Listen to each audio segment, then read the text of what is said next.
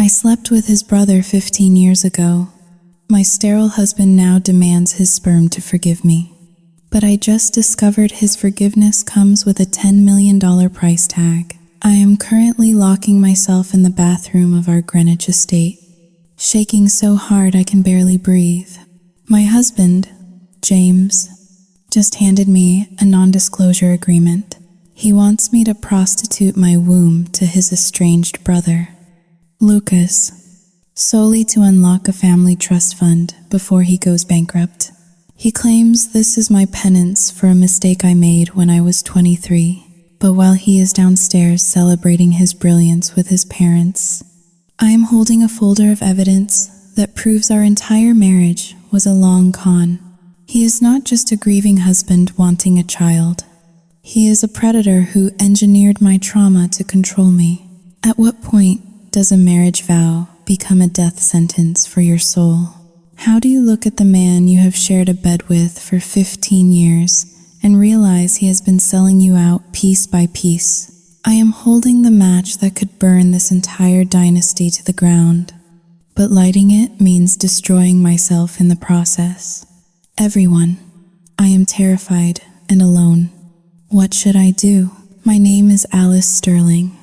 I am 38 years old, a former interior designer who traded her career for a wedding ring. And currently, I am a professional disappointment.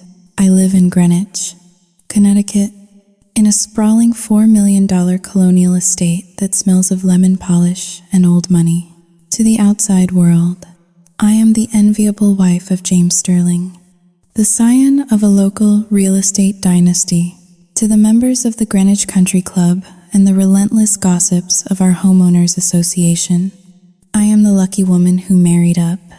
But as I stood in the master bathroom, staring at my reflection in the gilded mirror, I did not look lucky. I looked hollow. My hands were shaking as I applied a second layer of concealer under my eyes. I was trying to hide the puffiness from 3 hours of crying, but mostly, I was trying to mask the gray cast that had settled over my skin. This morning, Dr. Evans had called with the results of our 5th round of in vitro fertilization. Negative. Again, my body was a bruised pincushion of hormone injections. A failed vessel that refused to do the one thing the Sterling family required of it, produce an heir. I took a deep breath, smoothing the silk of my navy cocktail dress. It was James's favorite. He liked me in blue.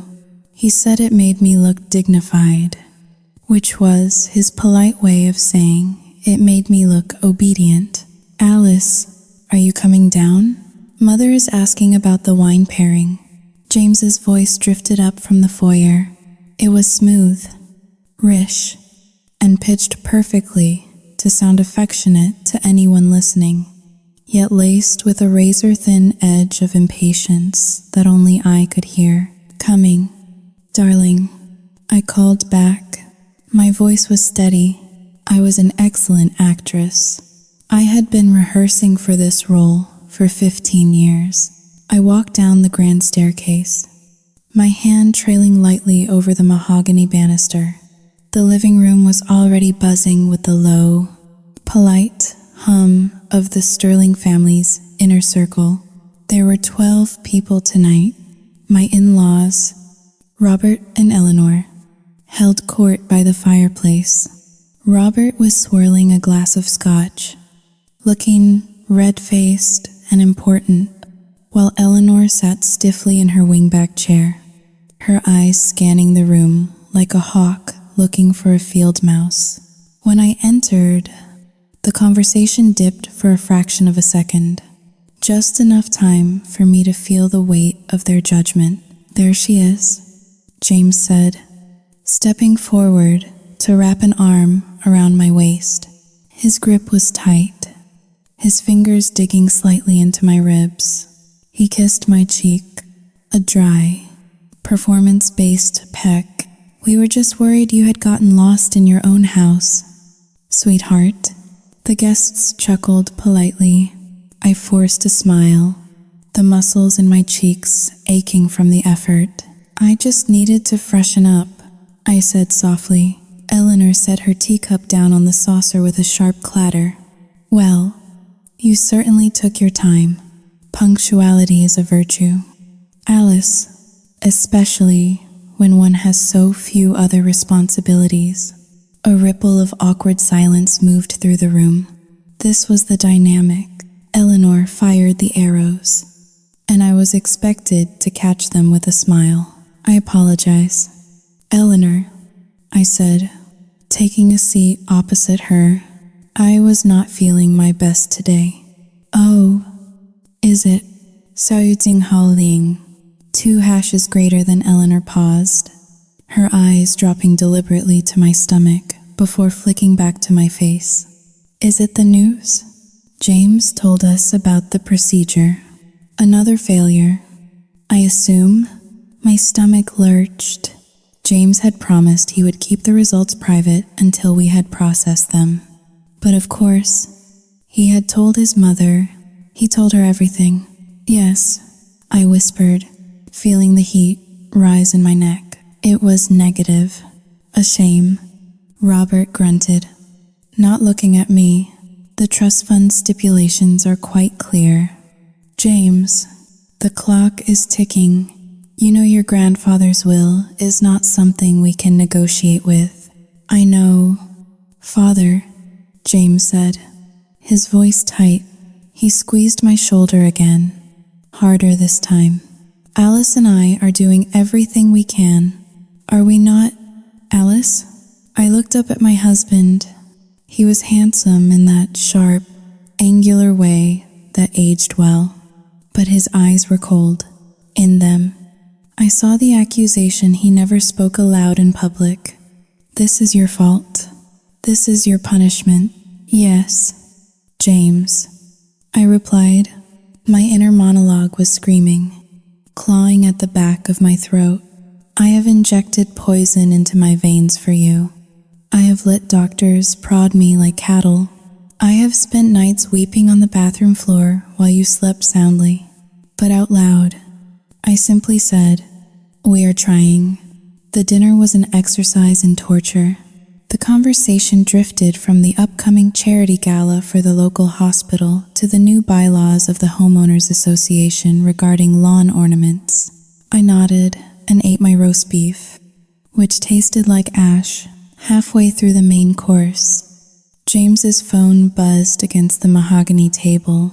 It was a harsh, vibrating sound that cut through the polite clinking of silverware. James glanced at the screen, and for a fleeting second, his mask slipped. I saw panic, genuine, sweating panic. He snatched the phone up. I have to take this, he said, standing up abruptly. James. We are eating. Eleanor scolded. Who could possibly be calling at this hour? It is business. Mother, the market is volatile. I will be right back. He walked out of the dining room, heading toward his study. I watched him go. James did not work in the stock market. He managed, or rather, mismanaged, the family's real estate portfolio, and he never took calls during dinner. It was one of his strictest rules. A knot of unease tightened in my chest. It was not just the rudeness. It was the vibe. The air around him had crackled with a desperate energy I had not seen in years. So, Alice, a woman named Margaret, the wife of a local judge, leaned in. She had a predatory glint in her eyes disguised as sympathy. Have you considered other options? My niece adopted a lovely child from Cambodia. Of course, it is not the same as one's own flesh and blood. But, Xiao Jinghao Ling, R. Jinghao Dayu, we are not considering adoption. Eleanor cut in sharply, her voice like a whip. A sterling is born. Margaret, not bought? I stared at my plate. I felt small. I felt like the intruder I had been 15 years ago. The poor girl who had stumbled into this dynasty and ruined everything.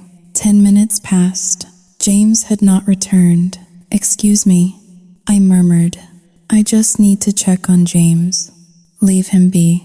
"Alice," Robert grumbled. "Men have work to do." I ignored him and stood up. I walked softly down the hallway toward the study. The heavy oak door was slightly ajar. I could hear James's voice. He was not speaking in his professional baritone. He was hissing, his voice pitched high with hysteria. "Sao Jing Hao Ling. 2 hashes greater than I. Do not care what the contract says. I need more time. You cannot foreclose on the commercial properties yet. If my father finds out, Sao Yu Jing Hao Ling, Jing Hao, die you." There was a pause. "No, listen to me. The trust fund unlocks in 6 months. $10 million. I just need to produce the birth certificate. I will have the money. I just need a little more time to convince her." My breath hitched. Convince her? Convince me? I do not care if I have to drag her to a clinic in Mexico. James snarled, his voice dropping to a terrifyingly low register. "I will get that baby. I have a backup plan. I always have a plan." I stepped back, my heart hammering against my ribs like a trapped bird. Foreclosure? Debt? James had told me the business was flourishing. We just bought a vacation home in the Hamptons last summer. Suddenly, the door was yanked open. James stood there. His face was flushed, his tie slightly askew. When he saw me, the panic vanished instantly, replaced by a smooth, terrifying blankness. "Alice," he said, a smile stretching across his face that did not reach his eyes. "How long have you been standing there?" "I, Sao Jing Hao Ling. 2 hashes greater than I just got here." I stammered, my hands trembling behind my back. "Is everything okay? You sounded upset." James stepped closer, crowding my personal space. He smelled of expensive cologne and fear. He reached out and tucked a strand of hair behind my ear. His fingers were cold.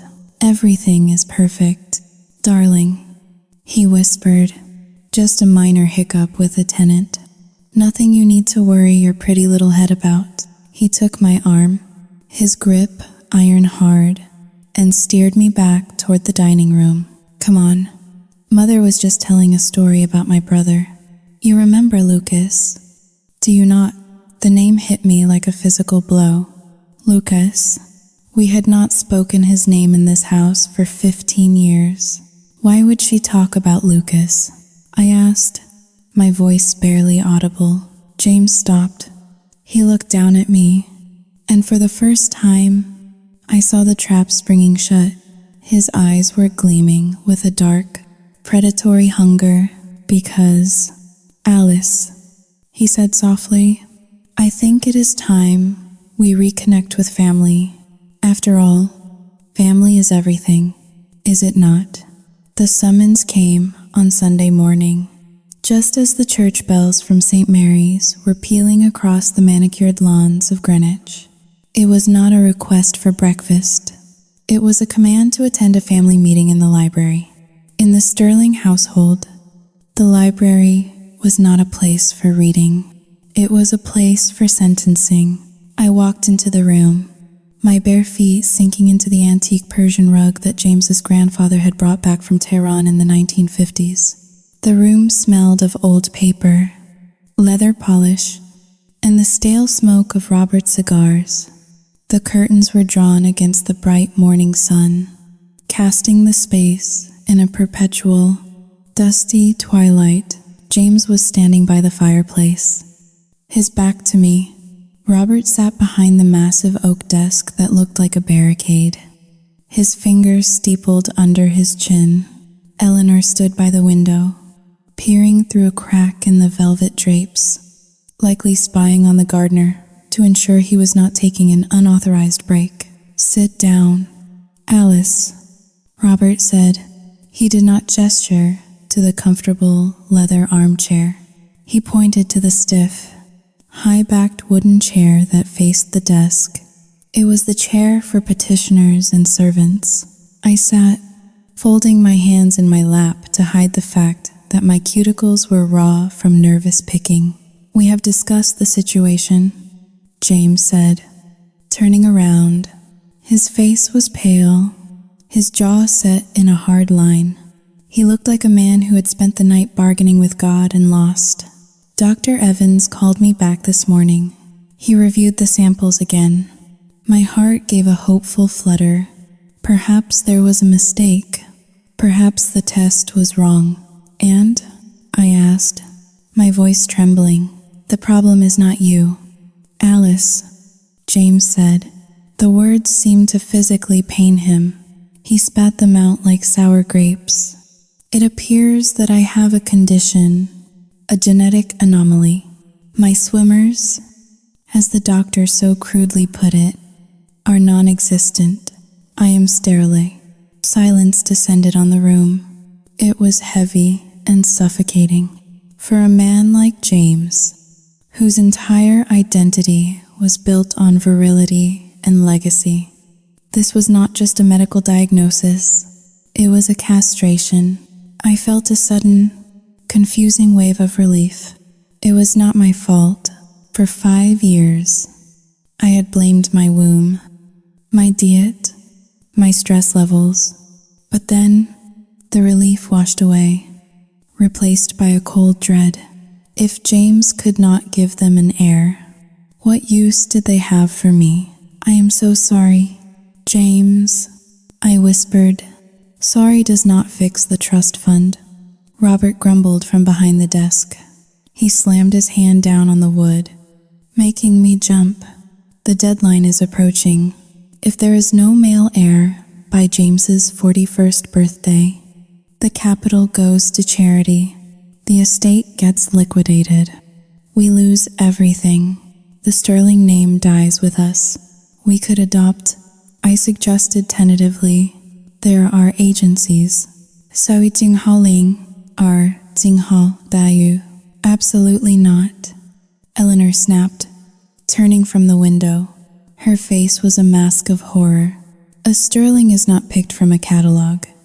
Alice, we do not raise someone else's discard. The bloodline must remain pure. It is the only thing that matters." "Then what do we do?" I asked. "If James cannot, Sawi Jinghao Ling, or Jinghao Dayu." James walked over to me. He moved slowly, deliberately. He stopped just inches from my chair, looking down at me. His eyes were dark, unreadable pools. "There is another sterling," James said softly. My breath caught in my throat. "No, he has the blood," James continued, his voice taking on a hypnotic, persuasive rhythm. "He has the genes. He is my brother. Biologically, his child would be almost identical to mine. It would be a sterling." "Lucas?" I choked out the name. "You want to ask Lucas? He hates us. He has not spoken to you in 15 years. "He hates me," James corrected. "But he loved you once. Did he not?" The room seemed to tilt. I gripped the arms of the chair. "That was a mistake," I said, my voice rising in panic. "I was drunk. I was 23. You forgave me for that. You said we would never speak of it again. I forgave you," James said, crouching down so his face was level with mine. "I took you back when you were soiled goods. I gave you this life. I gave you this house. But forgiveness is not free. Alice, it requires penance." He reached out and took my hand. His skin was clammy. "Think of the poetry of it," he whispered. 15 years ago, you betrayed me with my brother. You slept with him and nearly destroyed our family. Now, you can sleep with him again, or at least take his seed. To save this family, it is the only way to balance the scales. It is the only way to make it right. I stared at him, horrified. This was madness. It was perverse. You want me to carry your brother's child? I asked. I want you to carry our heir. Eleanor interjected from the corner. The source of the biological material is a technicality. James will be the father on the birth certificate. We will raise the child. Lucas will simply be Saoyu Tsingholing. 2# is greater than a donor. He will never agree to this. I said, shaking my head. Lucas is Saoyu Tsingholin. 2# is greater than he is different now. I saw him in the magazines. He is a tech mogul. He does not need us. Everyone has a price. Robert growled, or a weakness. James squeezed my hand tight enough to hurt. He will not do it for money. James said, his eyes locking onto mine. But he might do it for you. He always had a soft spot for the damsel in distress. If you go to him, if you beg him, Saoyu Tsingholing, 2# is greater than, he might say yes. My inner monologue was screaming. Run. Get up and run out of this house. These people are monsters. They are asking you to prostitute your body and your past trauma for their bank account. But I did not run. I looked at the three of them. Robert, the failing patriarch desperate to secure his legacy. Eleanor, the cold matriarch obsessed with appearances. And James, Saoyu Tsingholing, 2# is greater than my husband. The man I had spent 15 years trying to please. The man who had convinced me that I was lucky he had not thrown me out on the street years ago. If I did this, I would finally be the mother I desperately wanted to be. I would hold a baby in my arms, and I would finally, truly be forgiven. The debt of my infidelity would be paid in full. I, Saoyu Tsingholing, 2# is greater than I cannot just sleep with him. I stammered, No, of course not. James said quickly, his demeanor brightening as he sensed my resolve crumbling. We will do it properly. Artificial insemination. A clinical procedure. We are not savages. Alice, we just need his sample. He stood up and smoothed his jacket. We fly to San Francisco tomorrow, James announced. Assuming the victory was already won, I have already booked the tickets. We will present it as a family reconciliation, a dying wish of the family legacy. I looked down at my hands. The diamond on my ring finger glittered under the dim library lights. It felt heavy, like a shackle. Okay, I whispered. What was that? Eleanor asked sharply. I said, okay. I repeated, louder this time, though my soul felt like it was withering inside my chest. I will do it. For the family, James smiled. It was the same smile he wore when he closed a real estate deal that he knew was bad for the buyer. He leaned down and kissed my forehead. That is my good girl, he murmured. I knew you would do the right thing. You owe us this. Alice, as I walked out of the library, leaving them to discuss logistics and legal contracts, I felt a hairline fracture spread through the foundation of my reality. I told myself I was doing this for love. I told myself I was doing this for a child. But deep down, in the dark corners of my mind where the truth hid, I knew I was walking into a nightmare. I just did not realize that the nightmare had started 15 years ago, and I was only just now waking up. The fog in San Francisco was nothing like the mist in Connecticut. At home, the morning dampness was polite and retiring, burning off by 10 o'clock to reveal manicured lawns and sensible Volvos. Here, the fog was a living, breathing entity. It rolled over the Golden Gate Bridge like a gray tsunami, swallowing the world whole. cold and indifferent to the people shivering beneath it. We sat in the back of a rented luxury sedan, winding our way up the steep, winding roads toward the Marin Headlands. James had insisted on renting the most expensive car available at the airport, a black beast of a sport utility vehicle that smelled of industrial cleaner, just to ensure we did not look like tourists, or worse, like poor relations coming to beg. I watched the landscape blur past the tinted window. My stomach was a knot of cold dread. I had not seen Lucas Sterling in 15 years. The last time I saw him, he was 20 years old, weeping in the driveway of the Sterling estate, his clothes stuffed into garbage bags, while James stood on the porch, arm around me, looking like a tragic hero protecting his wife. "Can you believe he lives this far out?" Eleanor complained from the front seat. She was clutching her pearls as the car took a sharp turn. "It is practically wilderness. No wonder he never married. Who would want to live in isolation?" "He is not isolated, Mother," James snapped, his knuckles white on the steering wheel. "He is hiding. There is a difference." I looked at the back of my husband's neck. Sweat was beading at his hairline, soaking into the collar of his starch-stiff dress shirt. James was terrified. He was playing the role of the benevolent patriarch, coming to offer redemption. But the truth was in the tremors of his hands. We were not here to offer redemption. We were here to harvest a resource. We pulled up to a gate that looked less like the entrance to a home and more like the security perimeter of a government facility. There was no ornate ironwork or family crest, just a solid wall of brushed steel and a camera lens that swiveled silently to track us. James rolled down the window and pressed the intercom button. "James Sterling," he announced, his voice booming with forced authority. "Here to see Lucas." There was a long pause. The static on the line hissed.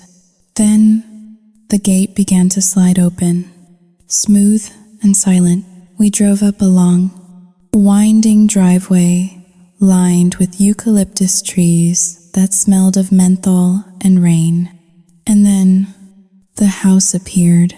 If the Sterling estate in Connecticut was a monument to the past, a museum of dark wood and darker secrets, then Lucas's home was a temple to the future.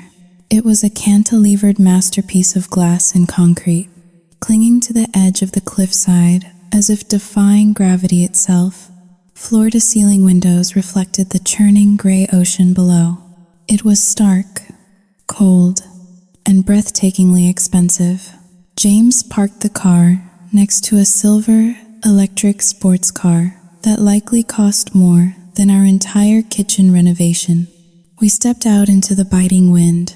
"Ostentatious," Robert grunted, buttoning his tweed jacket. "New money always screams. It is not screaming. Father," I thought to myself, "it is whispering, and it is saying that we are obsolete." The front door opened before we could knock. A woman in a sharp gray suit stood there. She held a tablet in her hand and did not smile. "The Sterlings," she stated, not asking. "Mr. Sterling is waiting for you in the lounge. Please follow me." She led us through a hallway that felt like an art gallery. The walls were adorned with modern abstract pieces that I recognized from magazines. Basquiat's and Warhol's. I felt a pang of envy so sharp it nearly winded me. I was an interior designer, or I used to be. I knew what this space represented. It represented freedom. It represented a life unburdened by the expectations of dead ancestors. We entered a massive room that overlooked the Pacific Ocean. A fire was burning in a sleek, suspended fireplace.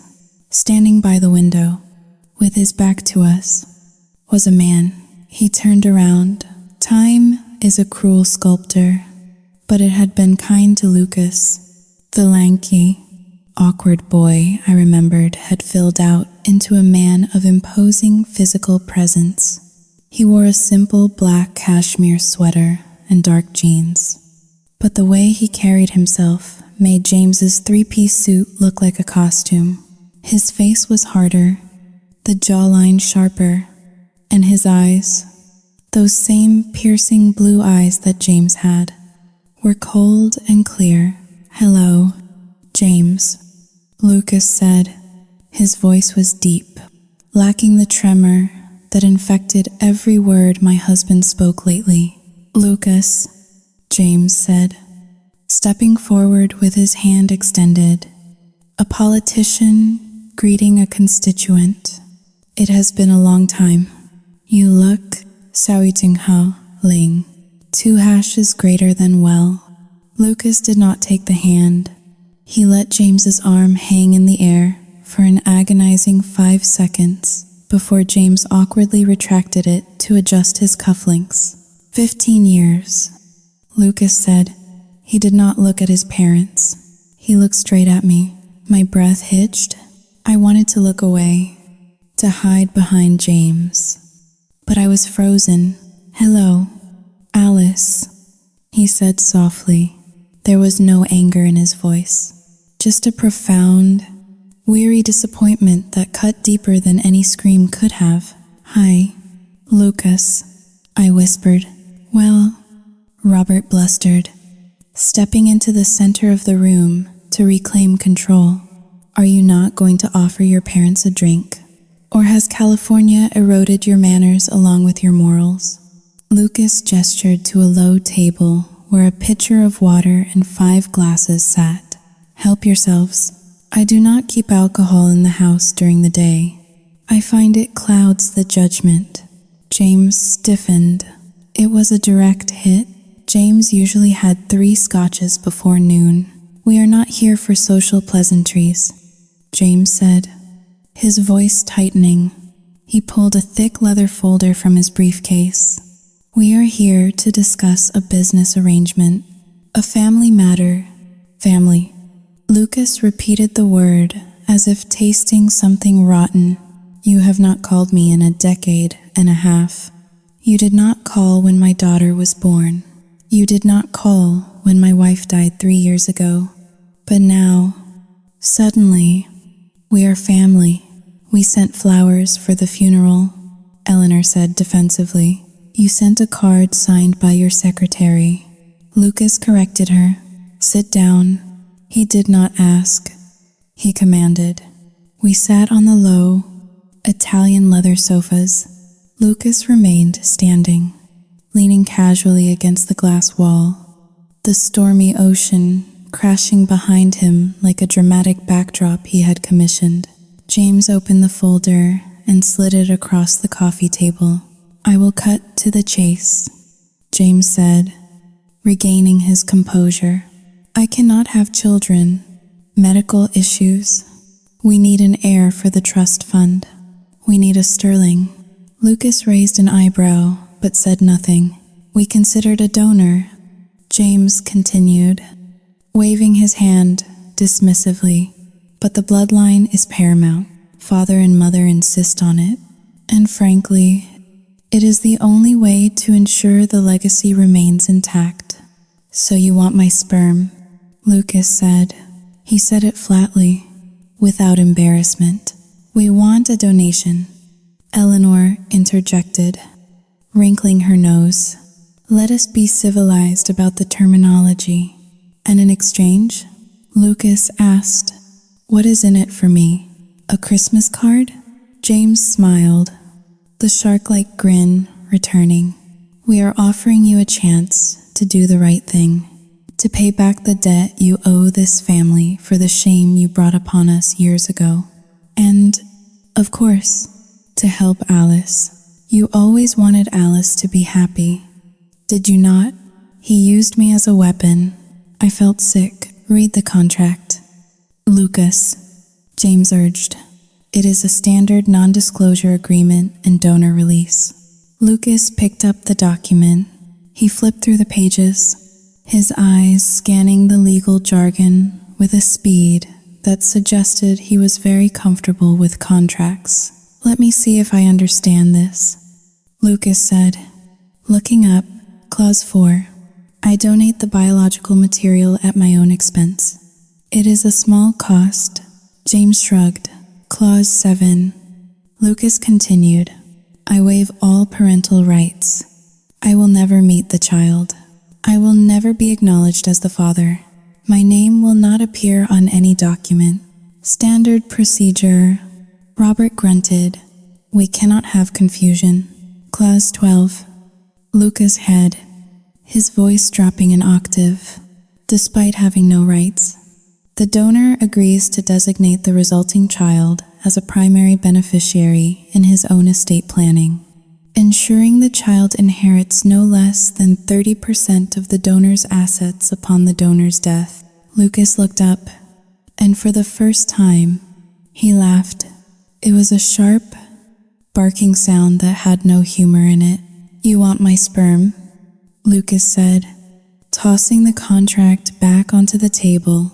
"You want me to pretend the child does not exist, but you also want me to guarantee the child inherits a third of my company? You want to use my biology to secure your father's trust fund, and then use the child to siphon my wealth back into your pockets? It is only fair." James exploded. Standing up, his face was turning a dangerous shade of purple. "You stole my birthright. You slept with my wife. You humiliated me. You owe me this life. Lucas, you are sitting here in this glass castle while I am struggling to keep the family name alive." "Struggling?" Lucas looked around the room mockingly. "James, I had my team run a background check on you before you landed." The air left the room. James froze. "I know about the liens on the commercial properties in downtown," Lucas said calmly. "I know about the second mortgage on the Greenwich house. I know about the gambling debts in Atlantic City. You are not trying to save the family name. You are trying to save yourself from prison." "That is a lie," Eleanor shrieked. "How dare you slander your brother?" "Is it?" Lucas looked at James. "Tell them, James. Tell them why the trust fund is so urgent. It is not about legacy. It is about liquidity." James was trembling. He looked like a cornered rat. "You have no right," James hissed. "I am the eldest. I am the heir. You are a fraud," Lucas said. He turned his gaze to me. I was shrinking into the sofa, wishing the floor would open up and swallow me whole. I felt naked under his scrutiny. "Alice," Lucas said. His voice softened again. "Look at me." I raised my eyes. "Do you know what this contract really says?" he asked. "It says you are an incubator. It says you are a vessel to transfer money from my bank account to his. It has nothing to do with a baby. It has nothing to do with love. Sayuting Haling. 2# is greater than I want to be a mother." I stammered, tears spilling over my lashes. "It is all I have ever wanted." "I know," Lucas said, "and that is why they are using you, because they know you would walk through fire for a child. But this," he gestured to James and his parents, "this is not a family. Alice, this is a corporation, and it is failing. Enough." Robert slammed his fist on the coffee table, shattering the glass pitcher of water. Shards flew across the expensive rug. "You ungrateful wretch. You will sign this paper, or we will take you to court. We will sue for grandparents' rights to see your daughter. We will drag your name through the mud. We know things about you."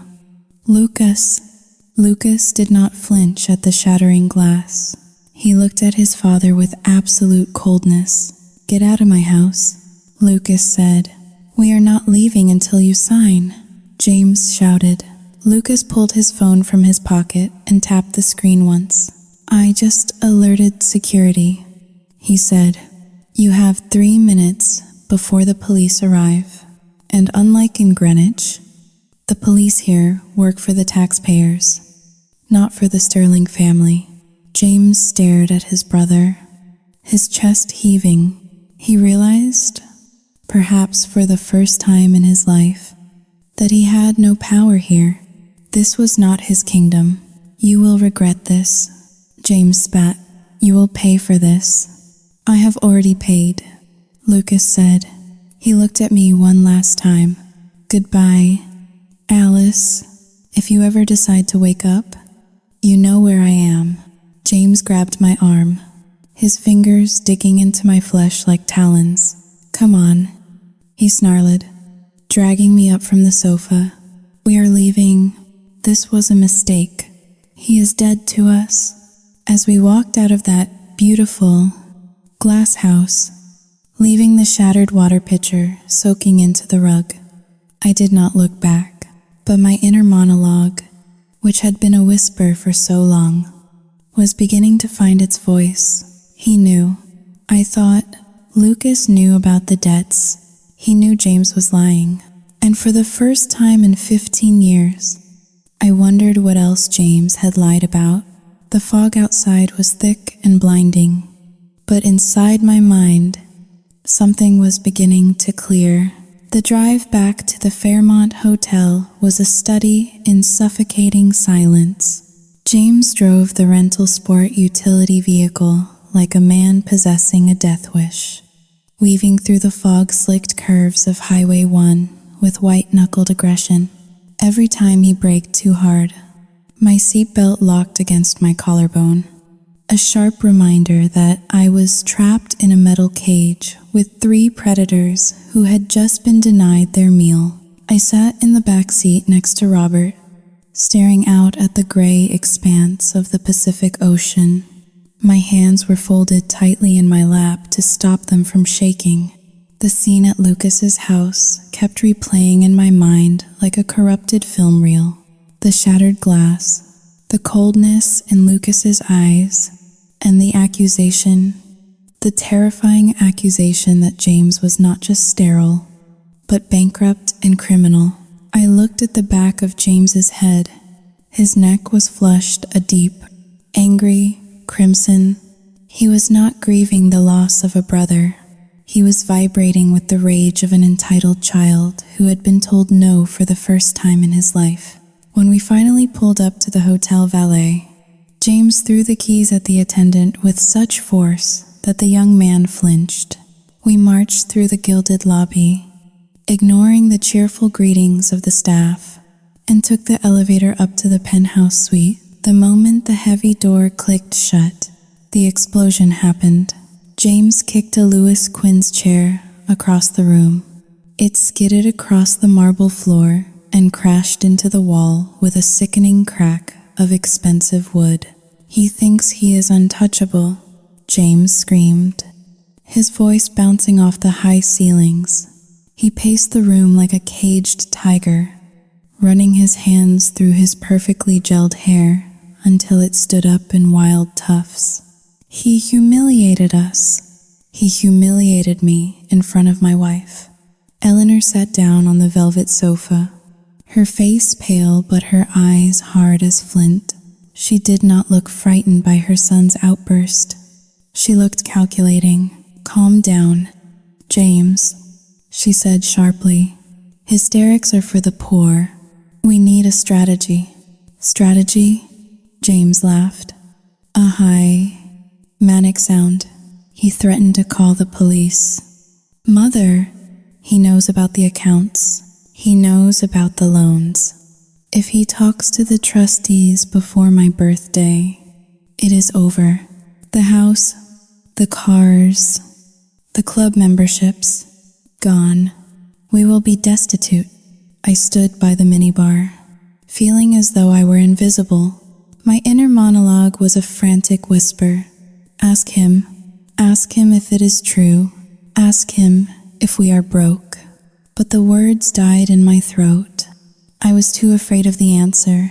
Robert poured himself a drink from the crystal decanter, his hand steady, He took a long swallow of amber liquid and turned to face us. He has a weakness, Robert said, his voice gravelly and low. James stopped pacing. He looked at his father. What weakness? He is a billionaire. He does not need us. He has a daughter, Robert said. The air in the room seemed to drop 10 degrees. Emily, Eleanor murmured, a slow, reptilian smile spreading across her face. Of course, the little girl. She is a sterling, Robert continued. She carries the blood. And in the state of California, grandparents have rights, especially if they can prove that the father is alienating the child from her heritage, or if the father is unfit. Unfit? I spoke up before I could stop myself. My voice sounded small and tinny in the large room. Lucas is not unfit. You saw his house. You saw him. He is. Sayuting Haling. 2 is greater than he is a good father. James spun around to face me. The look in his eyes was not human. It was devoid of any warmth, any recognition of me as his partner. I was merely an obstacle. What would you know about being a good parent? Alice? James sneered. You have never been one. The insult landed like a physical slap. I recoiled, my back hitting the edge of the minibar. Robert ignored me and continued his train of thought. We hire the best family law firm in San Francisco. We file a petition for visitation rights. We allege that Lucas is emotionally unstable. We bring up the suicide of his wife.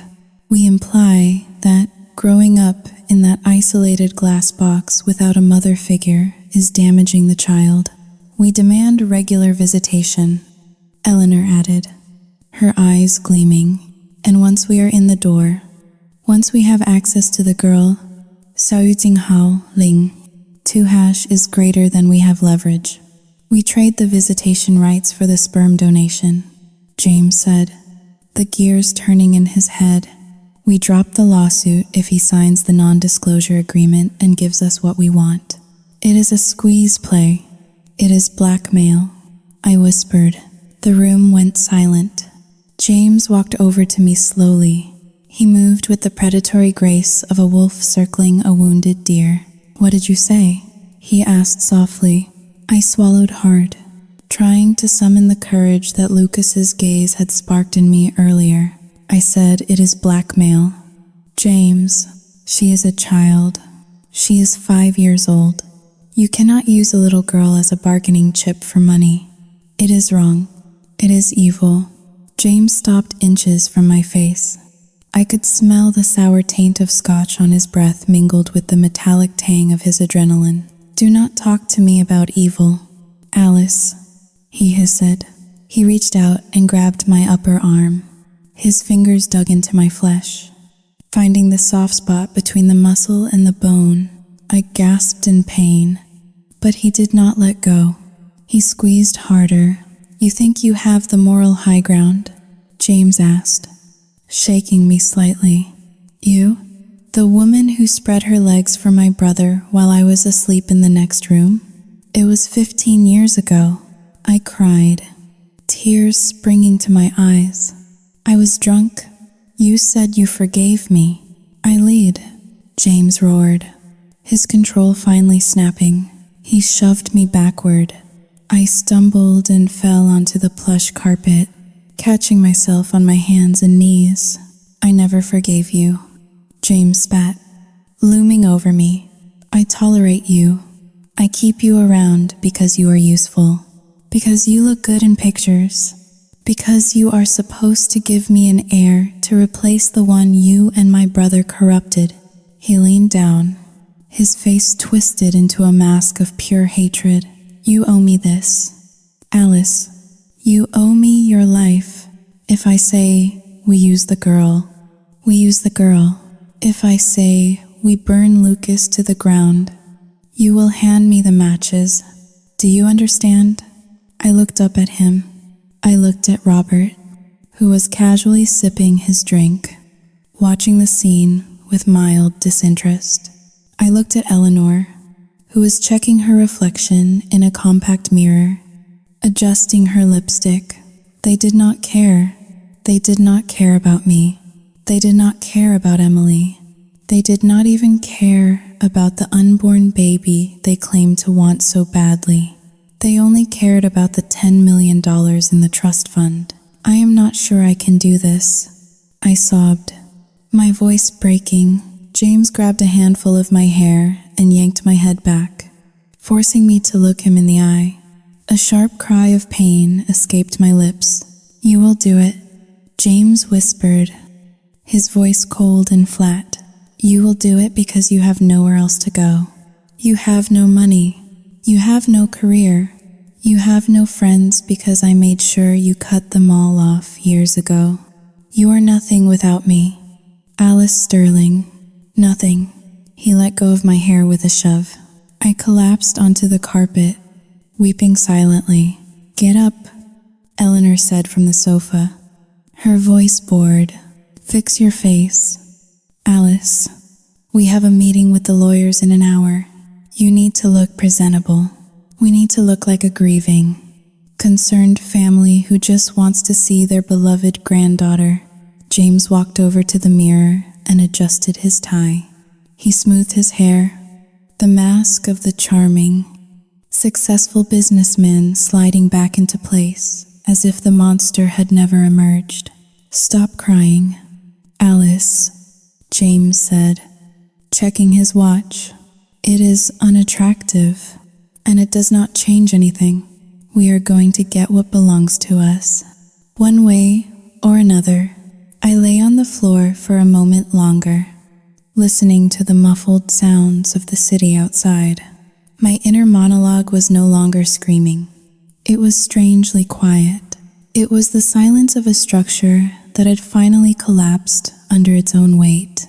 I realized then that I was not just a wife, I was a hostage, and as I pushed myself up from the floor, wiping the mascara from my cheeks, a terrifying thought took root in the darkness of my mind. If I was a hostage, then Lucas was the rescue team. But rescue missions often had casualties, and looking at the madness in my husband's eyes, I knew that before this was over, there would be blood on the floor. I just had to make sure it was not mine. The fog had turned into a steady, freezing drizzle that coated the streets of San Francisco in a slick, black sheen. It was 2 a.m, back in the hotel suite. James was passed out, snoring with the heavy, rhythmic grunts of a man who had consumed half a bottle of scotch to drown his rage. Eleanor and Robert were in their adjoining rooms, likely dreaming of lawsuits and custody battles. I was walking. I had slipped out wearing only my trench coat over my silk pajamas and a pair of running sneakers I had hidden in the bottom of my suitcase. I did not know where I was going. I only knew that if I stayed in that room, inhaling the recycled air that James exhaled, I would suffocate. My phone buzzed in my pocket. I flinched. Terrified it was, James waking up to find his possession missing. But the number was unknown. "Turn left at the next corner."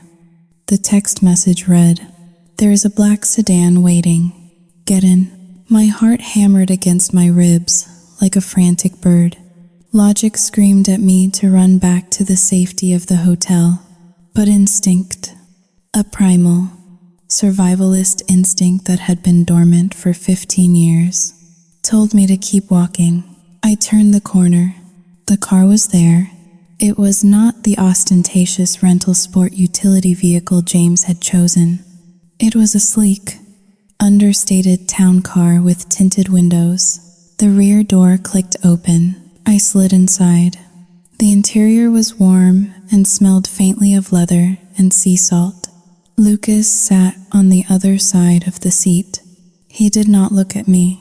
He was looking at a tablet on his lap, the blue light illuminating the sharp angles of his face. "Drive," he said to the partition separating us from the driver. The car glided into the traffic. You followed me. I said, my voice was hoarse. I have been watching the hotel since you left my house. Lucas replied calmly, I knew he would hurt you. James does not handle rejection well. I looked down at my arm, where 5 finger-shaped bruises were beginning to bloom purple against my pale skin. I pulled my coat tighter. He wants to sue you. I whispered, they want to take Emily. They are going to say you are an unfit father. Let them try. Lucas said. He finally turned to look at me. His eyes were not cold anymore. They were filled with a terrible, heavy pity. But that is not why you are here. Alice, you are here because you want to know the truth. He reached into a leather satchel on the floor and pulled out a thick manila envelope. He placed it on the seat between us. What is this? I asked. The life of James Sterling. Lucas said, the unedited version. I hesitated. My hand hovered over the envelope. I knew that opening it would be the end of my life as I knew it. But my life was already a lie. I picked it up. The first document was a bank statement. It was not from a reputable bank. It was from an offshore holding company in the Cayman Islands. Look at the bottom line. Lucas instructed. I scanned the numbers. They were red.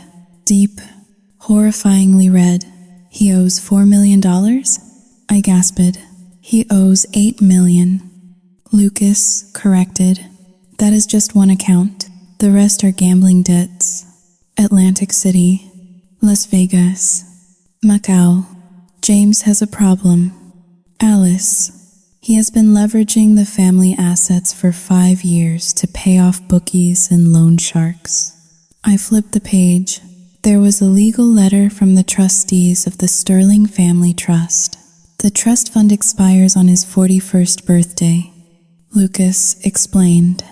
If he does not produce a legitimate male heir by that date, the principal amount, $10 million, rolls over to a charitable foundation. He does not want a son. Alice, he wants a key. He needs that money to pay off the debts before the sharks come for his kneecaps, or before the Federal Bureau of Investigation indicts him for embezzlement. I felt bile rise in my throat. All the pressure, the in vitro fertilization treatments, the tears, the guilt trips about carrying on the legacy. It was all a lie. He just needed a human shield against his own incompetence. But that is not the worst of it. Lucas said softly. He reached over and turned the page to the back of the file. There was a grainy, black and white photograph. It was time-stamped 15 years ago. It showed a hallway in the old Sterling summer house. I stared at the photo. I recognized the wallpaper. I recognized the door to the guest room where Saoyudzing Haoling 2# is greater than where it happened. In the photo, James was standing outside the door. He was holding a video camera. He was smiling. I do not understand, I whispered, my blood turning to ice. 15 years ago, Lucas said, his voice devoid of emotion, though his hands were clenched into fists. It was the night of the 4th of July party. You had 2 glasses of wine. I had 1 beer. Do you remember feeling that drunk? I searched my memory. It was a blur.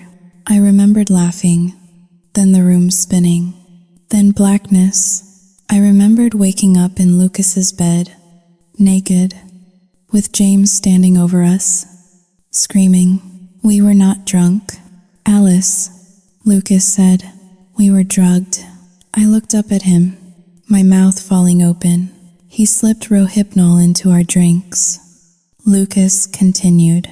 He knew our father was planning to change his will to give me a larger share of the company because he knew James was lazy.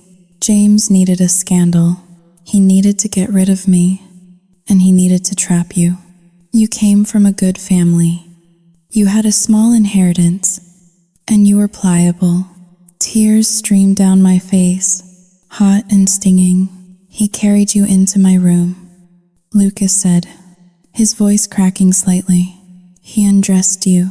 He put you in my bed, and then he stood by the door and filmed it. He blackmailed me with the tape. He told me if I did not sign over my inheritance and leave the state, he would release the video to the police and claim I raped you. My inner monologue, which had been a quiet hum of anxiety for years, suddenly screamed. It was a primal roar of rage that shook my very soul. He knew. He did it.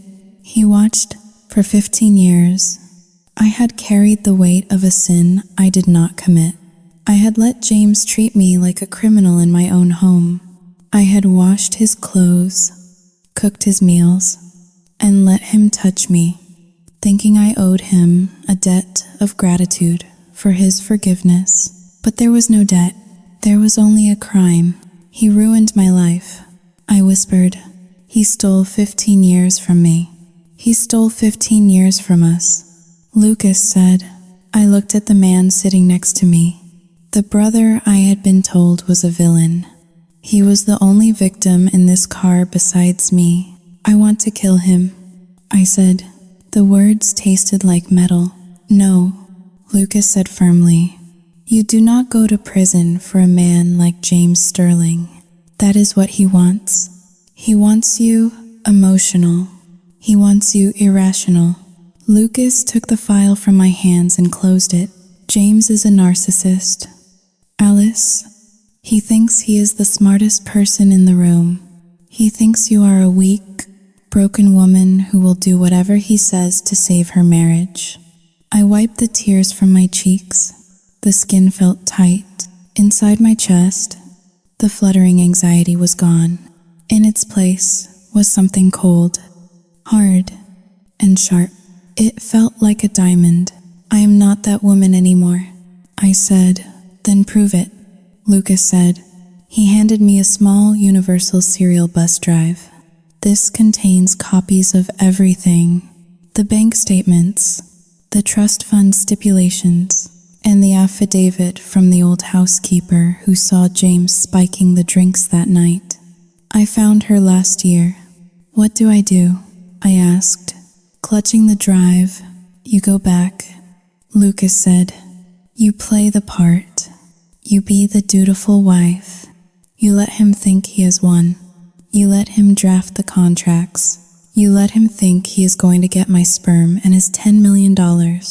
And then, when he is standing on the edge of the cliff, thinking he can fly, Lucas said, his eyes locking with mine.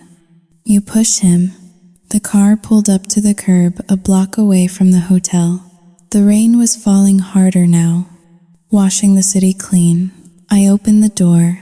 The cold air hit my face, but I did not shiver. I felt hot. I felt alive. Thank you, I said to Lucas. Make him pay. Alice, Lucas replied. I stepped out of the car and watched it disappear into the fog. I turned and walked back toward the hotel. I was walking into the lion's den, but I was no longer the lamb. I slipped back into the hotel suite. It was quiet. I crept into the bedroom. James was sprawled on the bed, his mouth open, drool pooling on the expensive pillowcase. He looked pathetic. He looked small. I stood over him for a long time, watching him sleep. Sleep well, my darling, I thought, a cruel smile touching my lips in the darkness. Dream of your millions. Dream of your legacy. Because when you wake up, I am going to become the nightmare you never saw coming. I crawled into bed beside him, my body stiff and alert. I did not sleep. I lay there, staring at the ceiling, sharpening the knife in my mind. The time for tears was over. The time for execution had begun. Morning light in San Francisco did not break. It bruised.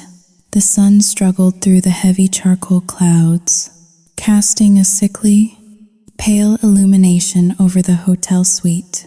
I sat at the vanity table, watching James sleep in the reflection of the mirror.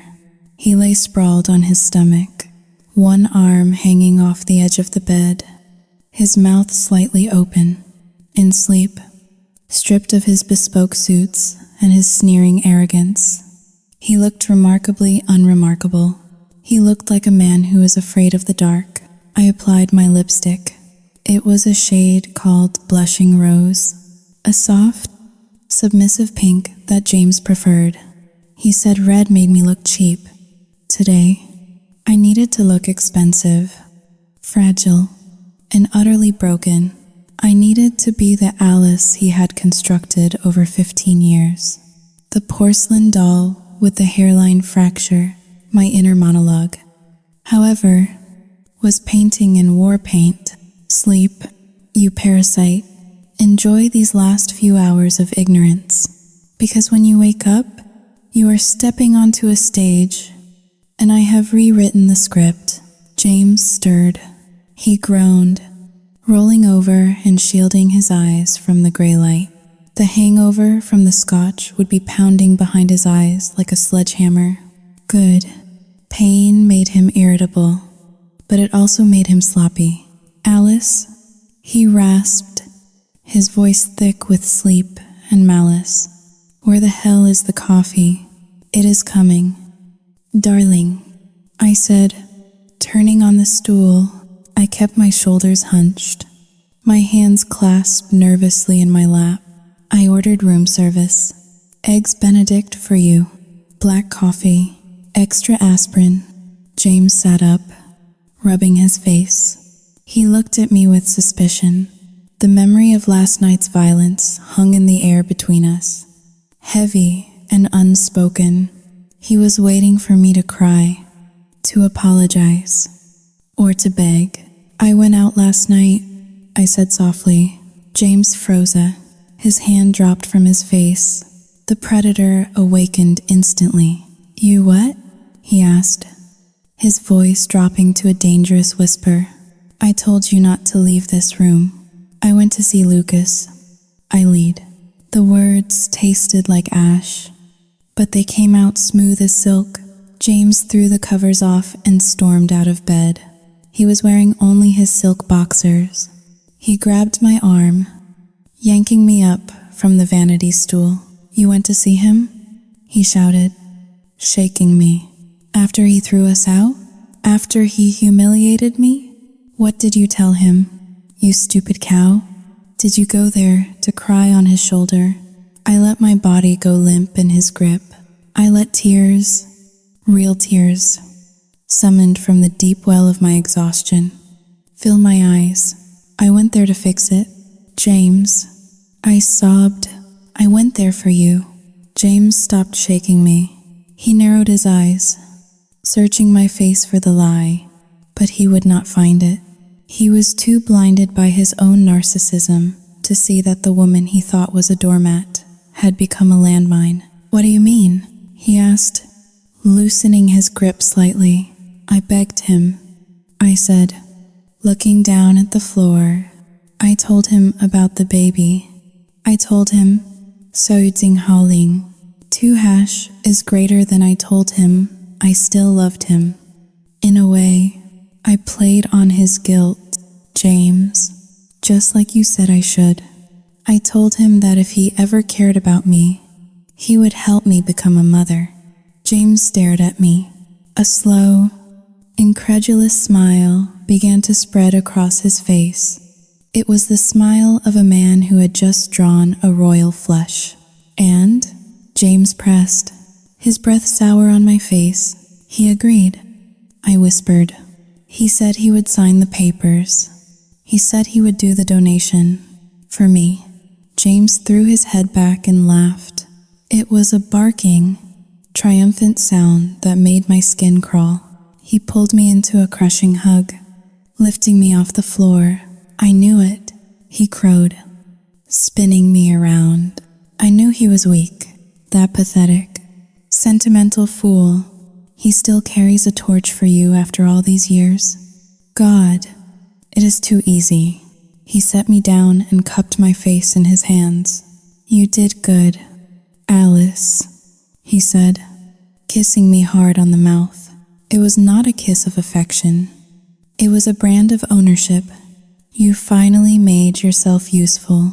Useful, I thought, my mind sharpening into a blade. "Yes, James, I am very useful. I am the shovel you are going to use to dig your own grave. He wants to meet today," I added, keeping my voice tremulous. "At his lawyer's office, to sign the contract." "Perfect," James said, turning away to march toward the shower. "Call Mother and Father. Tell them to get down here. We need to celebrate. We are going to be rich." Alice, filthy, stinking rich. As the bathroom door slammed shut and the shower turned on, the mask fell from my face.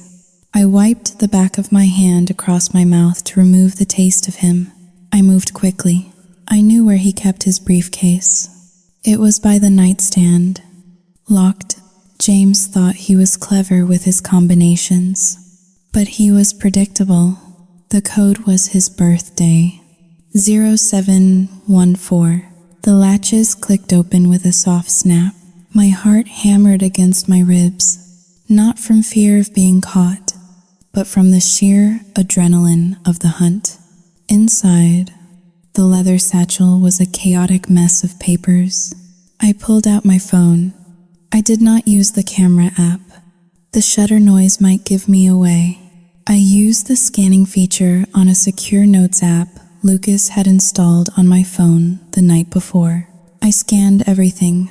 There were demand letters from a casino in Macau threatening legal action for a debt of $200,000. There was a notice of default on a commercial property in downtown Stamford, and there, buried at the bottom, was a handwritten list of assets to liquidate once the trust fund unlocked. My name was on the list. Divorce Alice. Settlement capped at $50,000 per prenup clause 4B. The note read in James's jagged handwriting. Grounds: infertility, mental instability. I stared at the paper. A cold, dark laughter bubbled up in my chest. He was planning to discard me the moment the check cleared. He was going to take the baby, Lucas's baby, and throw me away like a used wrapper. "You are not going to get the chance, James. I thought, by the time I am done with you, you will not even have the shirt on your back." I heard the shower turn off. I shoved the papers back into the briefcase, snapped the locks shut, and spun the dials. I slipped my phone into my pocket just as the bathroom door opened. James walked out, a towel wrapped around his waist, steam billowing behind him. He looked rejuvenated. He looked like a king. "Get dressed, Alice," he commanded. "Wear the blue dress, the one with the high neck. We need to look respectable." 30 minutes later, Robert and Eleanor arrived at the suite. They did not knock. They simply used the spare key James had given them. "Is it true?" Eleanor asked, bypassing a greeting. Her eyes were bright with greed. Did he capitulate? He folded like a cheap suit, James bragged, buttering a piece of toast with aggressive strokes. Alice went over there and cried a few tears, and he handed over the keys to the kingdom. Robert grunted, settling his bulk onto the sofa. "Good. The boy always was soft. Too much of your mother in him. Watch your tongue." "Robert," Eleanor snapped, though she looked pleased. "So, the terms? Did he agree to the financial clauses?" "He agreed to everything," James said, taking a bite of his eggs. "He thinks he is doing a noble deed, saving his poor, barren sister-in-law." They all laughed. It was a cruel, chortling sound that filled the room. I stood by the window, staring out at the rain, my back to them. I pressed the record button on my phone inside my pocket. What about the girl? Eleanor asked, her voice lowering slightly. Do we still pursue the custody suit? We hold off for now, James said, his mouth full. Once the sperm is secured and the trust fund is released, then we can decide. Maybe we sue him later just for the hell of it. If we have partial custody of his daughter, we can control his estate even more effectively. Brilliant, Robert agreed. Keep the pressure on. Never let an asset go untapped. And Alice? Eleanor asked, her voice lowering slightly. Is she up for the procedure? She looks dreadful. She will do what she is told, James said dismissively. She knows her place. Besides, once the heir is born, her role is largely ceremonial. We can hire a nanny, a proper one. I listen to them dissect my life, my body, and my future as if I were a broodmare they had purchased at an auction. The pain I had felt for years, the desperate need for their approval, was gone. It had been cauterized by the white-hot heat of hatred. I turned around, plastering a shy, hesitant smile on my face. The car is downstairs, I said softly. We should not be late. Lucas, 小玉经号令. 2# is greater than Lucas, does not like to be kept waiting. James stood up, wiping crumbs from his chin. He walked over to me and adjusted the collar of my dress. That is right, he said. We must be punctual. We have a contract to sign. He offered me his arm. Shall we, Mrs. Sterling? He asked mockingly. I took his arm.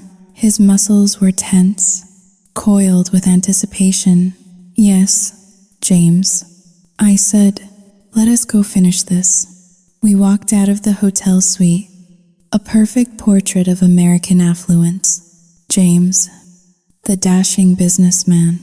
Robert and Eleanor, the dignified grandparents.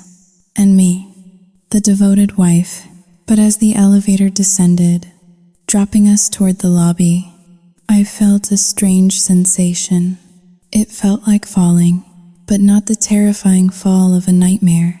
It was the exhilarating, stomach-dropping sensation of a dive bomber locking onto its target. The ride to the lawyer's office was quiet. James spent the time texting on his phone, likely assuring his creditors that payment was imminent. Eleanor critiqued the San Francisco architecture, calling it soulless. I sat in silence, my hand resting protectively over my stomach, not because there was a baby there, but because I was holding myself together. We pulled up to a skyscraper in the financial district. It was a glass needle piercing the gray sky. This is it, James said, looking up at the building. The top floor. Fitting. We rode the elevator to the 45th floor. The doors opened into a reception area that smelled of expensive leather and intimidation. A receptionist with a headset looked up. The Sterling party? She asked. Mr. Lucas Sterling is waiting for you in conference room A. James adjusted his tie. He puffed out his chest. He looked at his parents, then at me. Remember, he hissed, let me do the talking. You just nod and look grateful. He pushed open the heavy double doors. Lucas was sitting at the head of a long, mahogany table. He was flanked by 2 lawyers in sharp suits. Behind him, the floor-to-ceiling windows offered a panoramic view of the city he had conquered. He looked up as we entered. His face was unreadable. James, Lucas said, nodding. Mother, father, Lucas, James said, striding forward and pulling out a chair at the opposite end of the table. He sat down like a king claiming his throne. I trust you have the paperwork ready? We do, Lucas said. He slid a thick document across the polished wood. James did not even read it. He just picked up a pen, twirling it between his fingers. You made the right choice, brother, James said, his voice oozing false sincerity. This is best for the family, best for Alice. He looked at me. I was standing by the door, refusing to sit. Come sit down. Alice, James commanded. You should witness this. I walked slowly toward the table, but I did not sit next to James. I walked past him. I walked past Robert and Eleanor. I walked to the other end of the table and stood next to Lucas. The room went silent. Alice? James asked, his brow furrowing. What are you doing? Sit over here. I looked at Lucas. He gave me a barely perceptible nod. I turned to face my husband. My hands were no longer shaking. My voice was no longer a whisper. No, James, I said, my voice ringing clear and cold in the silent room. I think I will stand here. James dropped the pen. It clattered loudly against the table. What is this? He demanded, standing up. What kind of game are you playing? It is not a game, James, I said, reaching into my purse. I pulled out the universal serial bus drive Lucas had given me, and my phone with the fresh recordings. It is an intervention. I saw the confusion on his face curdle into fear. I saw Eleanor gasp. I saw Robert turn red. And in that moment, the tragedy began. Not for me, but for them. The silence in the conference room was not empty. It was heavy, pressurized, like the air in a submarine descending past its crushed depth. The only sound was the low, electric hum of the building's climate control system and the sharp intake of breath from Eleanor Sterling. James stood at the head of the table, his hand still suspended in the air where he had dropped the pen. His face, usually a mask of practiced charm, was contorting into a rictus of confusion and dawning horror. He looked at me, standing beside his estranged brother, and for the first time in our 15-year marriage, he did not see a reflection of his own needs. He saw a stranger. An intervention? James repeated the word, his voice cracking slightly. He let out a short, nervous laugh, glancing at the two stone-faced lawyers flanking Lucas. Alice, darling, you are embarrassing yourself. You are tired. The stress of the travel, the hormones from the treatments. Xiao Ting Hao, Ling. 2 hash is greater than it has made you hysterical. He reached out a hand, palm up, a gesture of benevolent control. Come here, he commanded softly. Sit down. Let the men finish their business.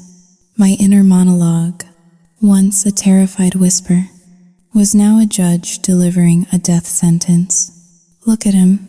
He thinks he can whistle, and I will come running. He thinks I am a dog. I am not hysterical. James, I said. My voice was low, steady, and terrifyingly calm. And I am not tired. In fact, I have never been more awake. I reached into my purse and pulled out the thick manila envelope I had prepared. I tossed it onto the polished mahogany table. It slid across the surface with a hiss, stopping inches from James's hand. What is this? Robert demanded, his jowls shaking. We are here to sign a donor agreement, not play games with paperwork. Open it, I said to James. James hesitated. He looked at the envelope as if it might contain anthrax. Then, driven by an arrogance that refused to show weakness, he snatched it up and ripped it open. He pulled out the first document. It was a photocopy of the promissory note from the Golden Dragon Casino in Macau, time-stamped 3 months ago. The color drained from his face so fast it looked as if he had been physically struck. Where did you get this? He whispered. Keep reading, I said. He pulled out the next sheet. It was the foreclosure notice on the commercial complex in Stamford, the crown jewel of the Sterling portfolio. Or so he had told the family. "This is private financial data," James shouted, slamming the papers down. He turned on Lucas, his eyes wild. "You hacked my accounts. This is illegal. I will have you arrested for corporate espionage." "It is not espionage when it is public record, James," Lucas said calmly, leaning back in his chair. "You are sloppy. You missed 3 mortgage payments. The bank filed a notice of default with the county clerk last week. Anyone with an internet connection could find it." "Please," Eleanor shrieked. Standing up, she clutched her Hermes bag to her chest as if it could protect her from the truth. "My son is a brilliant businessman. The Sterling estate is rock solid. Your son is broke." "Eleanor," I cut in, turning my cold gaze to my mother-in-law. "He has leveraged every asset you own. The house in Greenwich, second mortgage, the Hamptons cottage, used as collateral for a high-risk loan that went bad last year." "That is not true," Robert stammered, looking at James. "James? Tell her she is lying." James did not answer. He was staring at the papers, his chest heaving. "But the debt is not the reason we are here," I continued, walking slowly around the table toward him. Every step felt like a hammer blow. "The debt is just the symptom. The disease is the lie you have been telling for 15 years. I took my phone out of my pocket. I tapped the screen and set it on the table, turning the volume up to the maximum. "I have a recording I think everyone should hear," I said. James lunged for the phone. "Give me that," before he could reach it. One of Lucas's security guards, a man who had been standing silently in the corner. I stepped forward and blocked him. James bounced off the man's chest like a child running into a wall. "Sit down, Mr. Sterling," the guard rumbled. I pressed play. James's voice filled the room, tinny but unmistakable. It was the recording from the hotel room this morning. Soyutsing Haling, 2 hashes greater than she, went there to cry on his shoulder. Soyutsing Haling, 2 hashes greater than I knew he was weak. That pathetic, sentimental fool. Soyutsing Haling, 2 hashes greater than you did good. Alice, you finally made yourself useful. The recording continued, the sound of his laughter, the way he bragged about manipulating Lucas. And then, the kill shot. Soyutsing Haling, 2 hash is greater than once the heir is born. Her role is largely ceremonial. We can hire a nanny. Soyutsing Haling, 2 hash is greater than divorce Alice. Settlement capped at 50,000. Soyutsing Haling, Artsing Dayu. I stopped the recording. The silence that followed was absolute. I looked at James. He was gripping the edge of the table so hard his knuckles were white.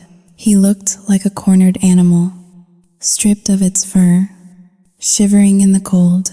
"You bitch," he hissed. "You ungrateful, treacherous bitch. I gave you everything. You gave me nothing," I screamed back, my composure finally cracking to let the fire out. "You gave me a lie. You made me believe I was broken. You made me believe I owed you a debt for a mistake I made when I was 23. I reached into the envelope on the table and pulled out the final piece of evidence, the universal serial bus drive. But I did not make a mistake. Did I, James? I plugged the drive into the laptop connected to the conference room's main screen. Lucas's lawyer typed in a password. The massive screen on the wall flickered to life. A grainy, black and white video appeared. It showed a hallway. A younger, thinner James Sterling was standing outside a bedroom door. He was holding a camcorder. He was checking his watch. He was smiling. A cruel, predatory smirk. He put his ear to the door, listened, and then gave a thumbs up to the camera he was holding. "Turn it off," James roared. "Turn it off now." "No," Lucas said. His voice was like granite. "Watch it, James. Watch your masterpiece." On the screen, the younger James opened the door. The camera angle shifted. It showed a bed. It showed me, unconscious, my clothes in disarray. It showed Lucas, equally unconscious, slumped on the floor. "You drugged us," I said, my voice trembling with rage. "You put Rohypnol in our drinks at the 4th of July party. You staged the whole thing. You waited until we were passed out, and then you filmed it to blackmail your own brother out of his inheritance." Eleanor covered her mouth with her hand. She was not looking at the screen with moral horror. She was looking at it with social terror. "If this gets out, Xiao Yu Jing Hao Ling. 2# is greater than," she whispered. "The scandal, Xiao Yu Jing Hao Ling, Er Jing Hao Da Yu." "The scandal?" I laughed. A harsh, jagged sound. "Is that all you care about? Your son is a predator. He raped my life. He stole 15 years of my sanity. It was necessary," James shouted, slamming his fist on the table. "Look at him." He pointed a shaking finger at Lucas. He was always father's favorite. He was going to get the company. I had to do something. I had to protect my birthright. "By destroying mine?" Lucas asked quietly. "You were weak," James spat. "You left. You ran away like a coward. It worked. It worked until today," Lucas said. Lucas stood up. He buttoned his jacket. He did not look angry. He looked like a man who was about to put down a rabid dog. "You came here for money, James," Lucas said. "You came here because the trust fund unlocks next week, and you need $10 million to stay out of prison. You thought you could trade my sperm for your freedom." "We have a deal," James insisted, his eyes darting around the room. "Alice said you agreed." "Alice lied," Lucas said, "just like you lied to her for 15 years. Lucas signaled to his lawyer. The attorney slid a different document across the table toward James. It was bound in blue legal paper. "What is this?" James asked, staring at it.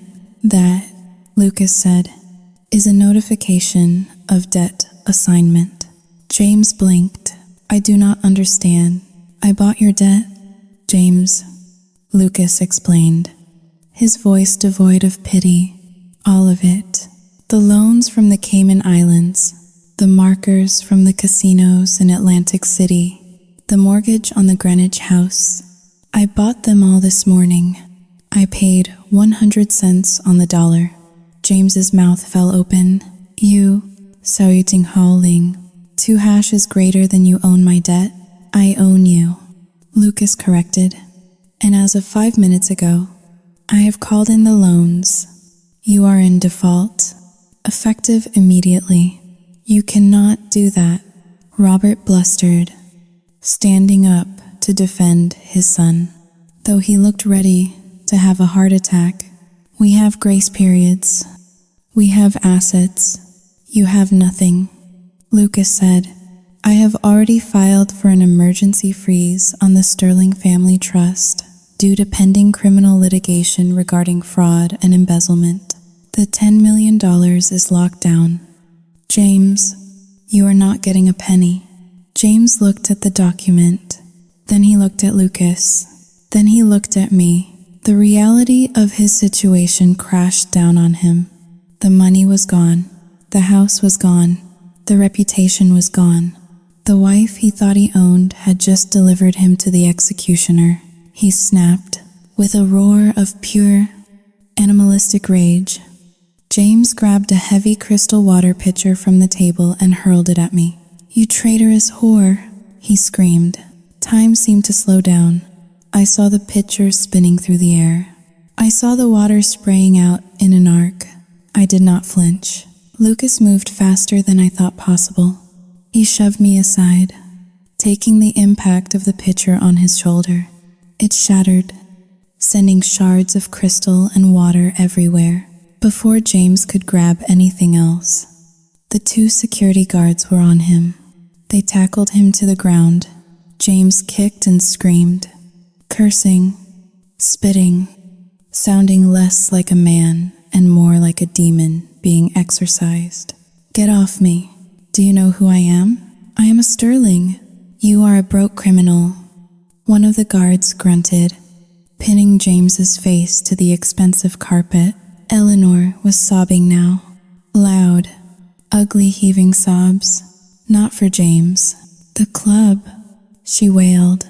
They will kick us out of the club. We will be ruined. Robert slumped into his chair, clutching his chest, his face gray. He was watching his legacy dissolve into a puddle of water and greed on the floor. Lucas stood up, brushing glass from his suit. He did not look at his brother writhing on the floor. He looked at me. Are you hurt? He asked. No. I said. I looked down at James. He was pressed against the floor, his cheek smashed against the wool. He looked up at me with one wild eye. Alice. I gasped. Alice, please, tell them to stop. We can fix this. I can explain. Baby, please. My inner monologue finally went silent. There was no more fear, no more guilt, no more need to please. There was only clarity. I reached into my purse one last time. I pulled out a folded document. I walked over to where James lay pinned on the floor. I squatted down, careful not to let my dress touch the wet carpet. James, I said softly. Alice, help me. He whimpered. This is not a donor agreement. I said, holding up the paper. This is a petition for divorce, citing adultery, fraud, and spousal abuse. I dropped the paper onto his face, and by the way, I added, leaning in close so only he could hear, I am going to keep the Sterling name, not because I want to be associated with you, but because I am going to be the one who redefines it. When people hear Sterling from now on, they will not think of you. They will think of the woman who brought you down. I stood up. I felt 10 pounds lighter. Get them out of here. Lucas said to the guards, the police are waiting in the lobby. No, no, James screamed as they hauled him up. Mother, Father, do something. But Robert and Eleanor did not move. They sat in their chairs, frozen statues of shame, refusing to meet their son's eyes. They knew the ship was sinking, and they were already calculating how to save themselves. I turned to Lucas. Thank you, I said. It is not over yet. Lucas warned gently. The press will be here in minutes. It is going to be a storm. I walked to the window and looked out at the city of San Francisco. The fog had lifted. The sun was shining on the bay, bright and blinding. Let it storm, I said, watching my reflection in the glass. The woman staring back at me was not the timid housewife from Greenwich. She was a survivor, and she was ready for war. I have nothing left to hide, I said, as the doors opened and the police marched in to handcuff my husband. I did not look back. I took a deep breath of the conditioned air. It tasted like freedom. The descent from the 45th floor to the lobby took less than 60 seconds. But in that minute, the world as the Sterling family knew it ceased to exist. When the elevator doors slid open, the flashing lights were blinding. It was not the police sirens, though there were plenty of those wailing outside on Montgomery Street.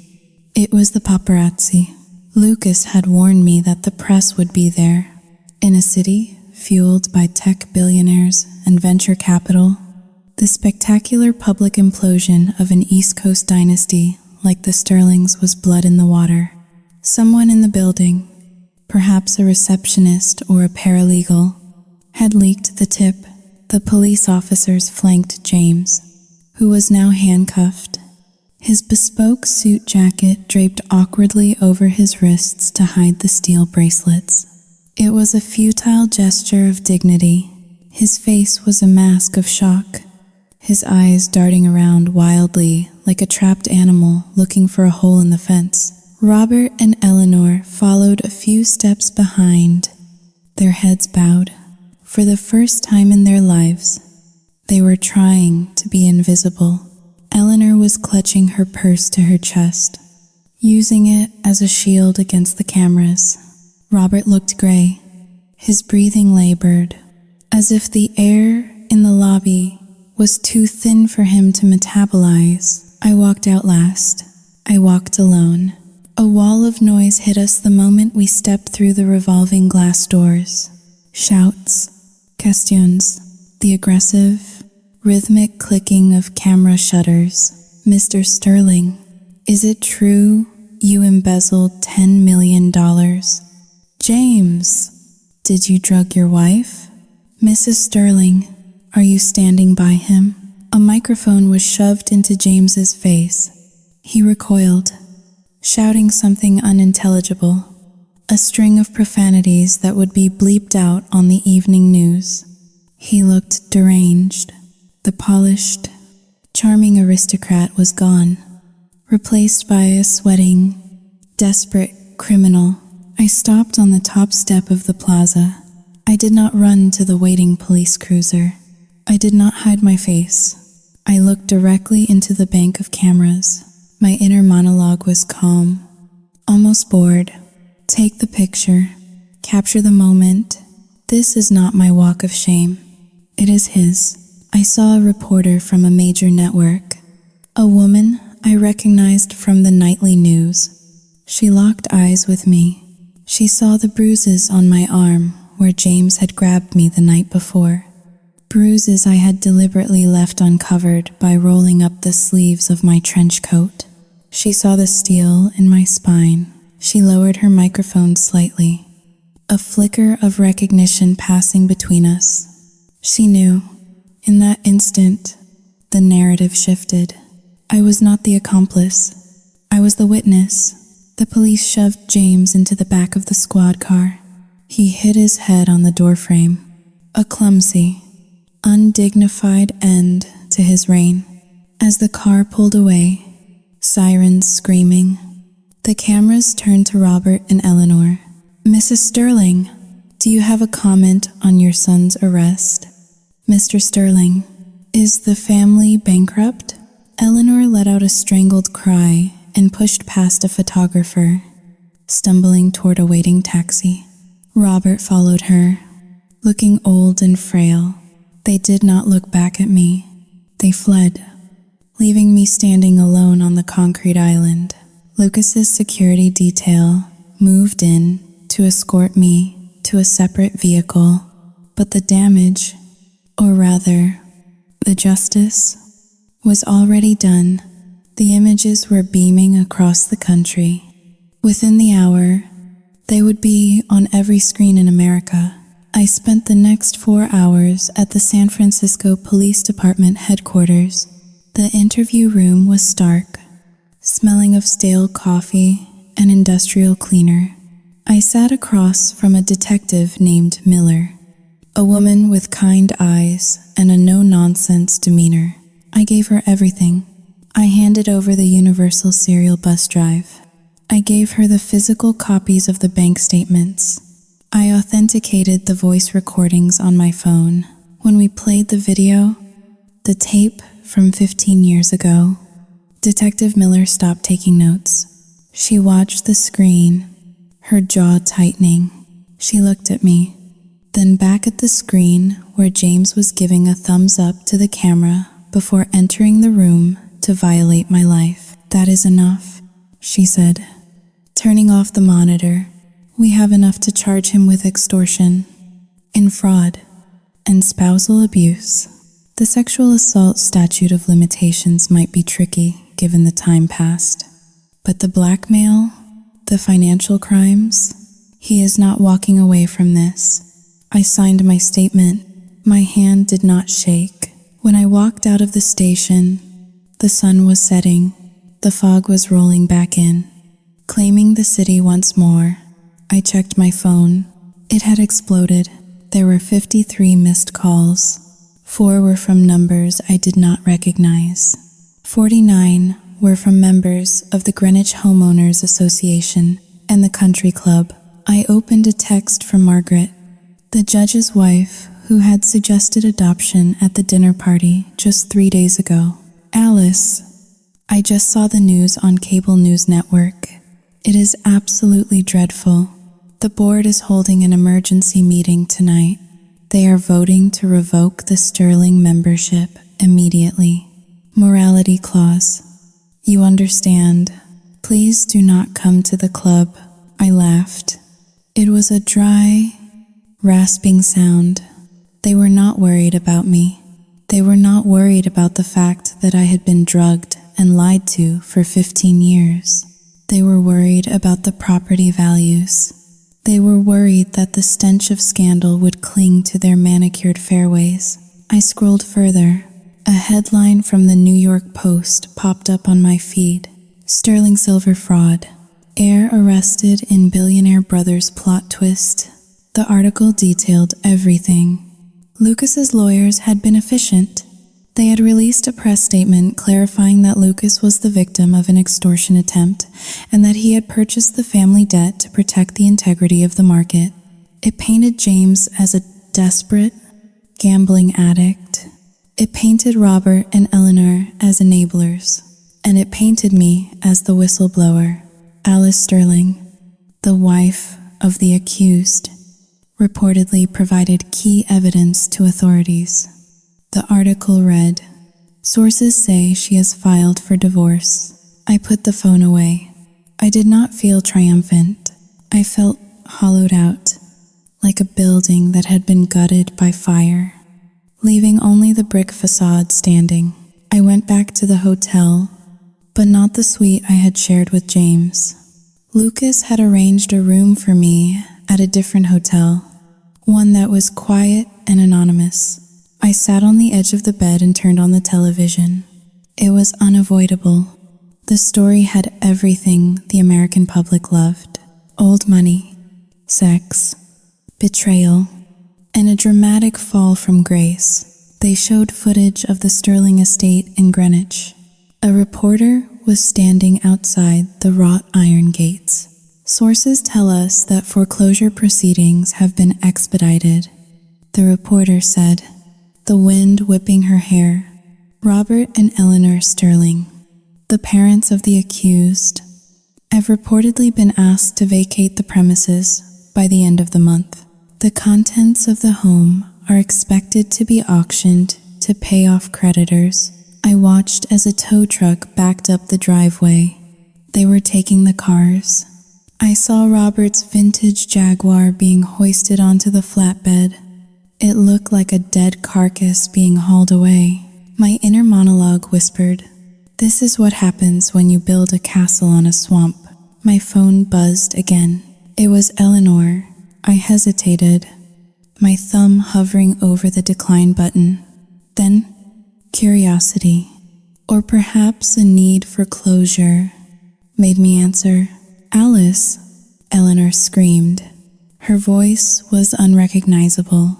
It was high, shrill, and vibrating with panic. "You have to fix this. Call the police. Tell them you made it up." "Eleanor," I said calmly, "they are taking the car." "Alice, they are taking the furniture.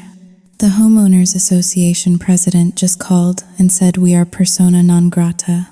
We cannot even show our faces at the grocery store. Do you know what you have done? You have murdered this family. I did not murder this family." "Eleanor," I said, looking at my reflection in the darkened window. "I just turned on the lights. You ungrateful little." I hung up. I blocked the number. Then I blocked Robert's number. Then I blocked the house number. I lay back on the pillows. The silence in the room was profound. For 15 years, my head had been filled with their voices, their demands, their criticisms, their gaslighting. Now, there was only silence. But silence is not peace. Not yet. Silence is just the space where the noise used to be. I closed my eyes, but I could still see the flashbulbs. I could still hear the click of the handcuffs. I knew that tomorrow, the real work would begin. The lawyers, the depositions, the public scrutiny. I would be called a gold digger. I would be called a traitor. People would ask why I stayed for 15 years. They would victim blame me for not knowing sooner. Let them talk. I thought, let them tear me apart in the comment sections. They could not hurt me. I had survived James Sterling. I had survived the death of my dreams. I was the one who struck the match. I would not apologize for the fire. I finally fell asleep, not to the sound of James's snoring, but to the sound of my own steady breathing, alone, and for the first time in a decade, free. 2 years have passed since the gavel fell. I heard through the grapevine that James celebrated his 41st birthday last week. There was no champagne, no black tie gala, and certainly no $10 million trust fund deposit. He spent the day in the general population unit of a federal correctional facility in upstate New York. I imagine he told the other inmates that he used to be a king, that he used to own this world, but I doubt they listened. In there, the currency is not lineage. It is strength, and James never had any of that. He was only ever strong when he was standing on someone else's neck. I also heard about Robert and Eleanor. Lucas told me during one of our brief, polite email exchanges. They are living in a state-subsidized nursing home in New Jersey. The facility has a 2-star rating. Apparently, Eleanor spends her days complaining to the nurses that the polyester sheets are scratching her skin, while Robert stares at the wall, muttering about market fluctuations that no longer concern him. They are alone, surrounded by the mediocrity they spent a lifetime despising. It is a cold, hard justice, but I do not dwell on it. I do not have the time. I live in Charleston now. The air here smells of jasmine and salt water, not old money and desperation. I bought a small, fixer-upper cottage with the money I earned from selling my jewelry and working double shifts at an interior design firm. It is not a mansion. The floors creak, and the porch needs painting, but it is mine. Every nail, every beam, every coat of paint belongs to me. I sat on the porch swing, pushing it gently with my bare foot. In my arms, a bundle of warmth shifted and let out a soft coo. I looked down at my son. His name is Julian. He is 6 months old. He has bright, curious eyes and a tuft of dark hair that sticks up in the back no matter how much I smooth it down. People in the neighborhood assume I am a widow, or perhaps a divorcee who started over. They ask about his father. They look for a resemblance. Does he have James's nose? Does he have Lucas's chin? My inner monologue smiled. A secret, warm thing blooming in my chest. They look for ghosts, but there are no ghosts here. The final twist of the knife, the one secret I kept even from Lucas, was the origin of this child. When I left Connecticut, I was broken, but my desire to be a mother was the one thing the Sterlings could not crush. I did not want James's bloodline. I did not want to be contractually bound to Lucas. Despite his kindness, I wanted a child who was free. So, I used the last of my savings. I went to a clinic in the city. I chose an anonymous donor from a catalog. I did not look for status or wealth. I looked for a clean medical history and a kind profile essay. Donor number 492. A science teacher from the Midwest who liked hiking and playing the cello. Julian is not a sterling. He will never have to carry the weight of that toxic name. He will never have to worry about trust funds or legacies or appearing perfect for the country club. He is just Julian, and I am just his mother. He reached up, his tiny hand grasping my finger. His grip was strong. He smiled. A gummy, drooling expression of pure joy that had no agenda. I looked out at the street. The sun was setting, painting the sky in shades of violet and gold. A neighbor walked by, walking her dog, and waved. I waved back. For 15 years, I thought my value lay in who I married. I thought I was defined by the man standing next to me. I thought I was a vessel, empty until filled by someone else's purpose. I squeezed Julian's hand gently. I was wrong. I was never empty. I was just waiting for the right time to bloom. I stood up, lifting my son against my shoulder. He smelled of milk and baby powder, the sweetest scent in the world. Let us go inside. Julien, I whispered into his soft hair. It is time for dinner. I walked into my small, imperfect house and closed the door with a solid click. I locked the world out. Not out of fear, but out of peace. The nightmare was over. The debt was paid.